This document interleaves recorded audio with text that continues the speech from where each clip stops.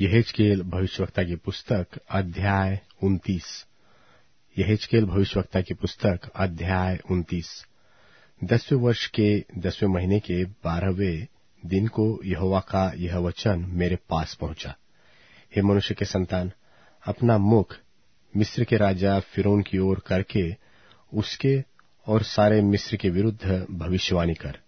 यह कह, परमेश्वर यहोवा यो कहता है, हे मिस्र के राजा फिरौन, मैं तेरे विरुद्ध हूं।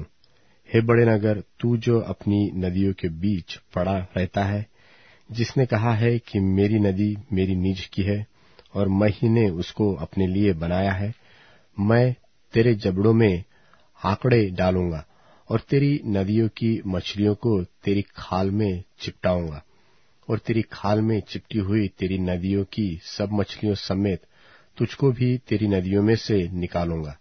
तब मैं तुझे तेरी नदियों की सारी मछलियों समेत जंगल में निकाल दूंगा और तू मैदान में पड़ा रहेगा। किसी भी प्रकार से तेरी सुधि न ली जाएगी। मैंने तुझे वन पशुओं और आकाश के पक्षियों का आहार कर दिया है। तब मिस्र के सारे निवासी जान लेंगे कि मैं यहोवा हूं। वे तो इस्राएल के घराने के लिए नरकंट की टेक ठहरे थे। जब उन्होंने तुझ पर हाथ का बल दिया, तब तू टूट गया और उनके पखोड़े उखड़ी गए, और जब उन्होंने तुझ पर टेक लगाई, तब तू टूट गया और उनकी कमर की सारी नसें चढ़ गई। इस कारण प्रभु यहोवा यो कहता है, देख, मैं तुझ पर तलवार चलवाकर तेरे मनुष्य और पशु सबों को नाश करूंगा। तब मिस्र देश उजाड़ ही उजाड़ होगा और वे जान लेंगे कि मैं यहोवा हूं। उसने कहा है कि मेरी नदी मेरी अपनी ही है और मैं ही ने उसे बनाया। इस कारण देख, मैं तेरे और तेरी नदियों के विरुद्ध हूं और मिस्र देश को मिग्दोल से लेकर सवेने तक, वरन कुश देश के सिवाने तक उजाड़ ही उजाड़ कर दूंगा। 40 वर्ष तक उसमें मनुष्य व पशु का पांव तक न पड़ेगा और न उसमें कोई बसेगा। 40 वर्ष तक मैं मिस्र देश को उजड़े हुए देशों के बीच उजाड़ कर रखूंगा और उसके नगर उजड़े हुए और नगरों के बीच खंडहर ही रहेंगे। मैं मिस्रियों को जाति जाति में छिन्न भिन्न कर दूंगा और देश देश में तीतर बीतर कर दूंगा।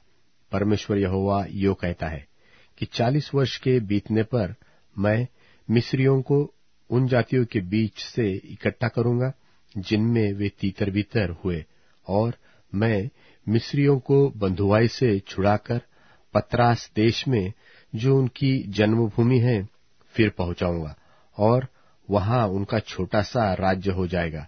वह सब राज्यों में से छोटा होगा और फिर अपना सिर और जातियों के ऊपर न उठाएगा, क्योंकि मैं मिस्रियों को ऐसा घटाऊंगा कि वे अन्य जातियों पर फिर प्रभुता न करने पाएंगे, और वह फिर इस्राएल के घराने के भरोसे का कारण न होगा, क्योंकि जब वे फिर उनकी ओर देखने लगे, तब वे उनके अधर्म को स्मरण करेंगे और तब वे जान लेंगे कि मैं यहोवा परमेश्वर हूं। फिर 27वें वर्ष के पहले महीने के पहले दिन को यहोवा का यह वचन मेरे पास पहुंचा।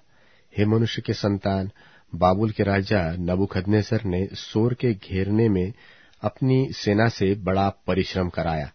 हरेक का सिर चंदला हो गया और हरेक के कंधों का चमड़ा उड़ गया। तो भी उसको सोर से न तो इस बड़े परिश्रम की मजदूरी मिली और न उसकी सेना को।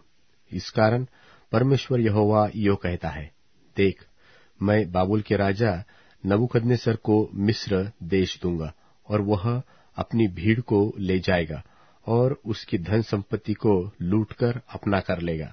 सो यही मजदूरी उसकी सेना को मिलेगी।